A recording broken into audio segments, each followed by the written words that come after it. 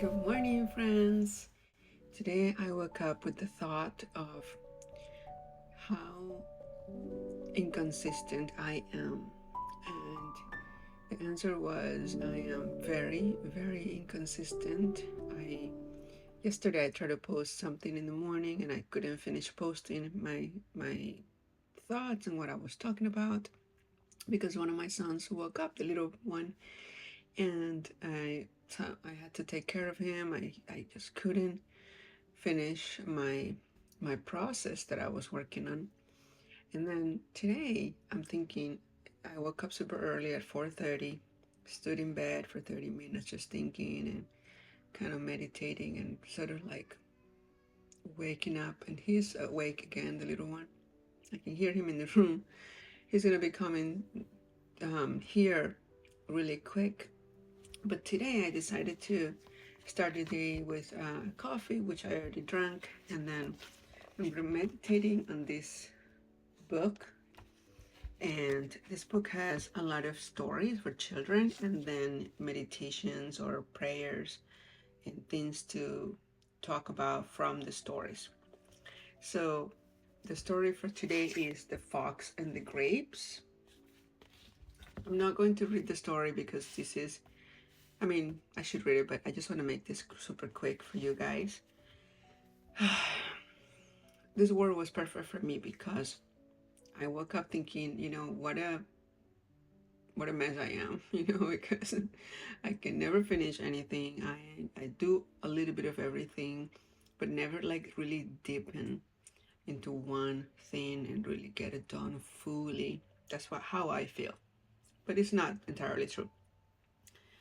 So this is what I read. So often we face disappointments when we expect one thing to happen and something entirely different takes place.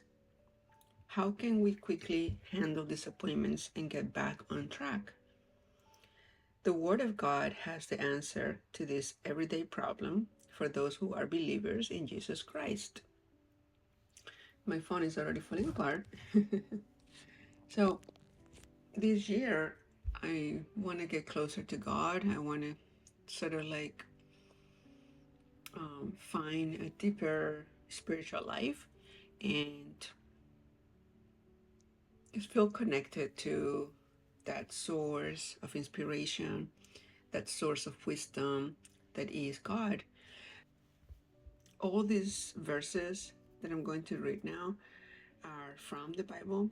They're also, this book is not the Bible, it's just that homeschooling book. But I really feel connected to this word. So in Proverbs 16:20 says, "He that handle a matter wisely shall find good, and whoso trust in the Lord, happy is he." One of my goals this year to handle everything wisely.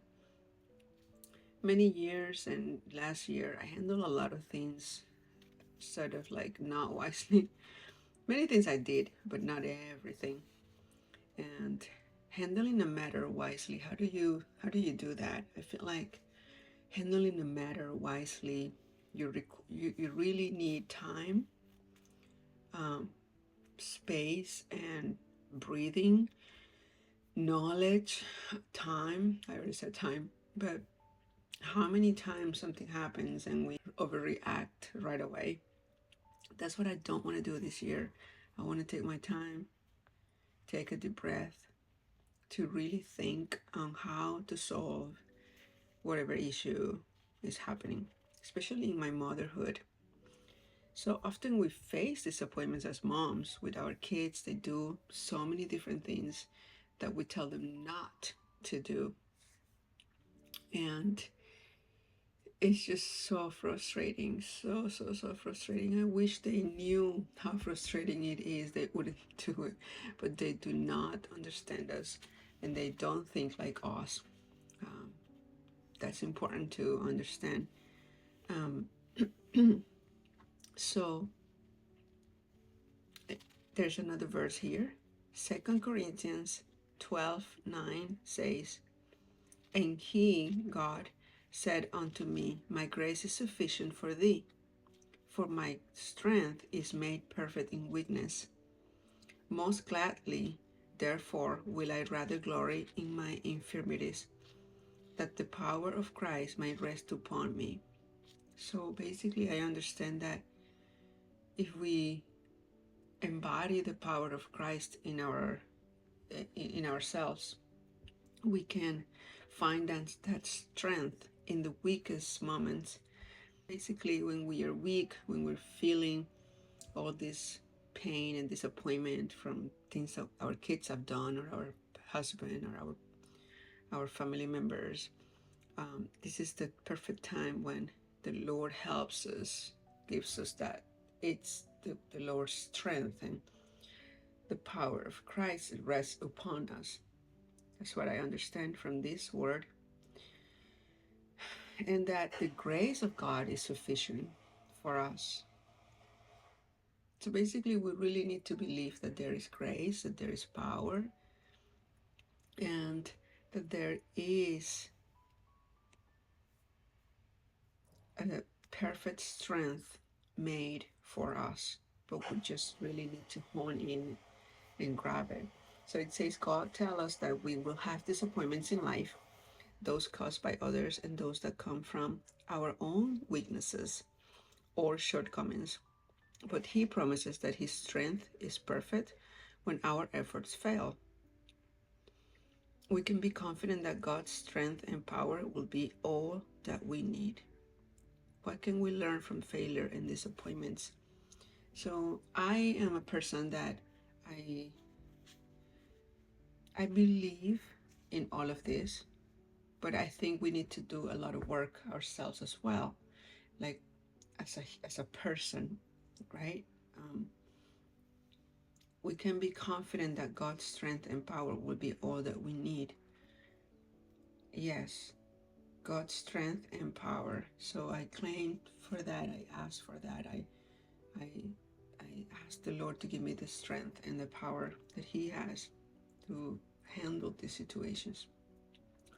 But I feel like if I don't eat right, if I don't eat right, if I don't drink the right nourishment, it's very hard for me to keep a healthy mind and outlook for life in general, because I might be really good to understand what's written on these books and these texts, but I might not be good to understand how to do things with my children in this case.